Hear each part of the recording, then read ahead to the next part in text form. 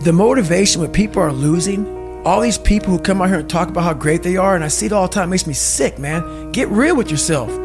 People cannot relate to you, man. You are unfucking relatable when you come out here and say, hey, man, I'm the baddest motherfucker to ever live. Okay, great. Well, what am I gonna learn from you? You learn from people who are willing to tell you, this is where I started from. This is how much I fell on my fucking ass. This is how bad I used to really be. I still have those moments, because why? You're human. We're all jacked up, man. We're all jacked up. And that's what makes my story relatable. I'm willing to let you in to see I'm decently successful now. But I didn't come out like this, man. I didn't come out. That's the story. Is you have to give people just a little bit of hope. There's no hope when they just see greatness in you everywhere.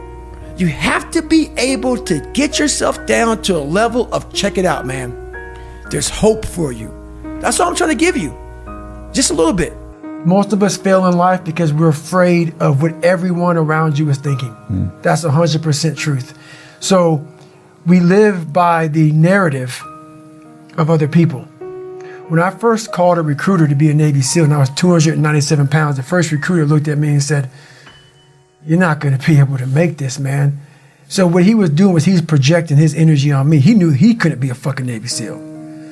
So God helped this black guy, because I was only the 36th African American to make it through in over 70 years. How's this black fat guy going to make it through? In my ass, he wouldn't even want to try. So he's projecting this. So a lot of us who are negative people, all we do is project how we feel on other people. So what happens is there's a lot of negative people walking around the planet Earth who are afraid to try. Because a lot of people are very negative in this world. So we are afraid to fail. Why?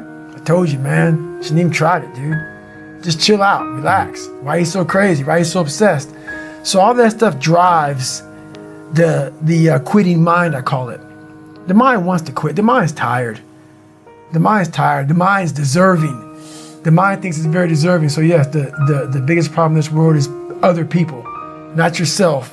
It's other people in your head. They are puppet mastering you pretty much on your life. And is that why you've talked a lot in this podcast about getting rid of noise, quiet, alone? Is that part of that equation? It's all a part of it. Yeah. Because I realized once I was talking to myself the right way and all this shit wasn't in my mind, wow.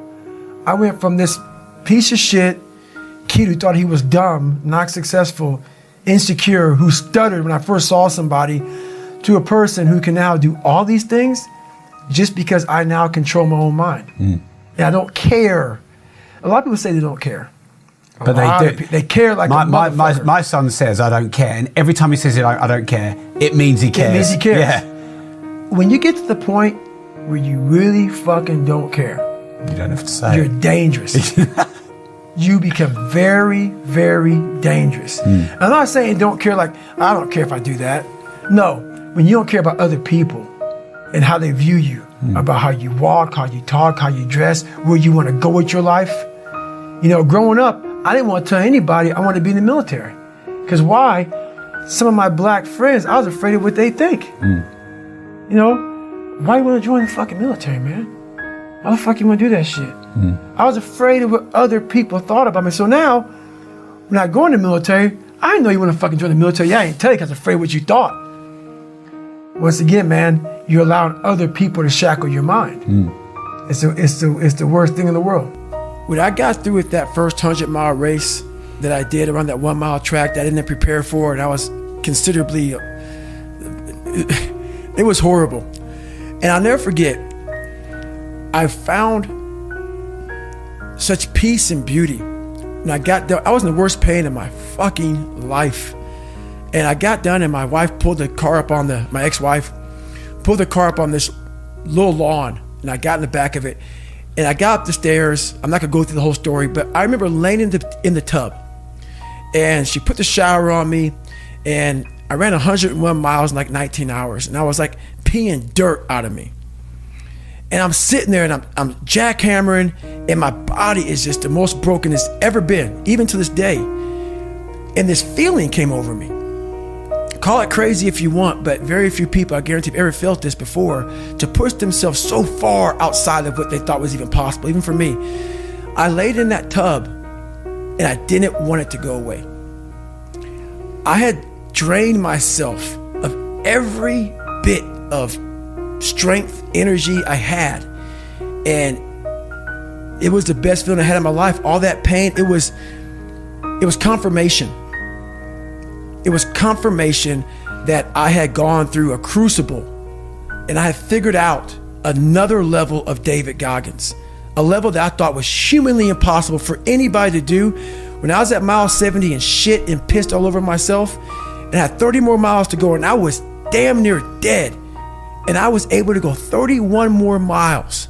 In that process of the next 31 more miles, I found out more about myself in that 31 miles than I ever have in my entire life.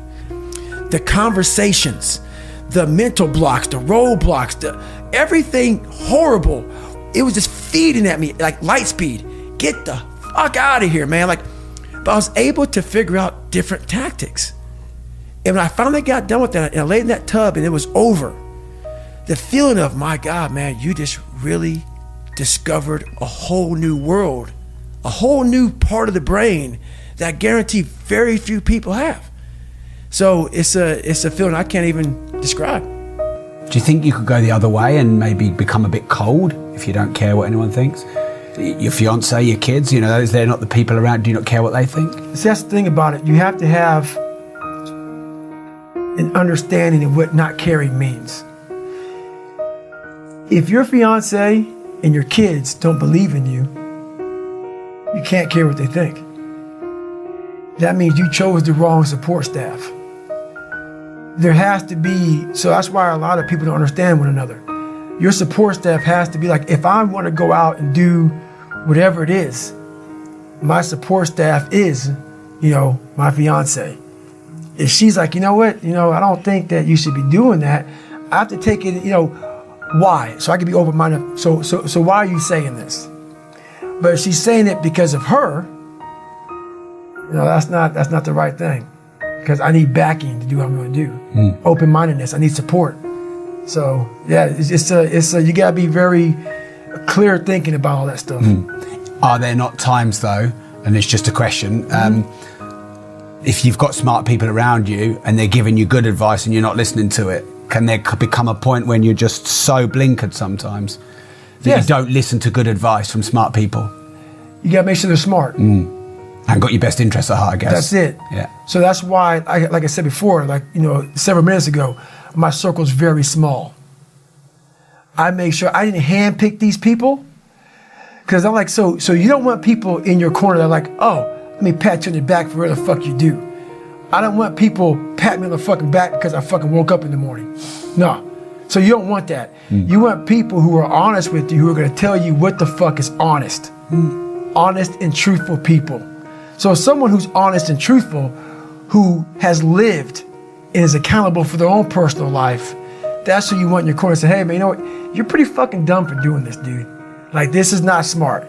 Or you're being a turd today. You're not getting after it. That's who you want in your corner. So you don't want a lot of people, hand-pick people to be in their corner who kiss their fucking ass. You don't want that. No. So you're very selective of who those people are. I'm selective. Yeah, but you'll listen to those people, will you? You have to. Yeah. You have to. So one of my best qualities is I'm open-minded to the right people. But I don't respect a lot of people. Because how am I going to respect you, not you personally, but anybody, if you're not fucking grinding every day? And I don't mean working out, getting to the gym. Really going out there and grinding. So if you don't know how I'm living my life, how am I going to respect you? So you have to be a hard worker, period, dot. You got to work your fucking ass off. That's where I gain respect for you. So if you're working hard every day, now you have an opinion in my eyes. But if you're just a guy who talks shit and you live this fucking life of talking shit, come on, dude. I understand one thing. You're just talking shit. But if I see you every fucking day of your life trying to be better, every day going through all the wickets to be better, You got my attention. I respect you now. So respect is the first thing. Yeah. It's not about the underdog so much. 'Cause I think we're all an underdog. I think the top CEO on the planet Earth still has that doubt. Yeah. I don't give a fuck where you're from. Kobe Bryant, Michael Jordan, the best on the planet. We're all underdogs. Whether you're underdog because you put yourself there to be hungry, or you're just a real life underdog. Right. We're all an underdog. And so this is about the mind and people discovering the mind, their own mind. And one thing I know is we all have an equation. We all have an equation. Like, I talk about 3.14 is pi. There's different equations to figure out different kind of, mathematical problems. We as human beings are mathematical problems. I cannot give you a book for every fucking body in this world. That's why my book, even though it's one book, is tailored to the individual. It's not like you do these 5 steps, you're good. No. I'm helping you figure out your fucking equation. Because it's different. My equation is different from your equation. Yeah. What's going to make you tick? What's going to make you go the distance? What's going to make you go to that spot in hell and say, I love this spot. It's okay. That's what this book does. It helps you figure out your 3.14. Helps you figure out your fucking mathematical equation and say, because once you figure out the equation in any math problem, you no longer fail, man. You got it figured out. Jealousy, 100%. You have to, if you're jealous about anything, that is a horrible thing. Anger, I've done really well with controlling it nowadays. Back in the day when you're insecure. So all this stuff comes from conquering yourself.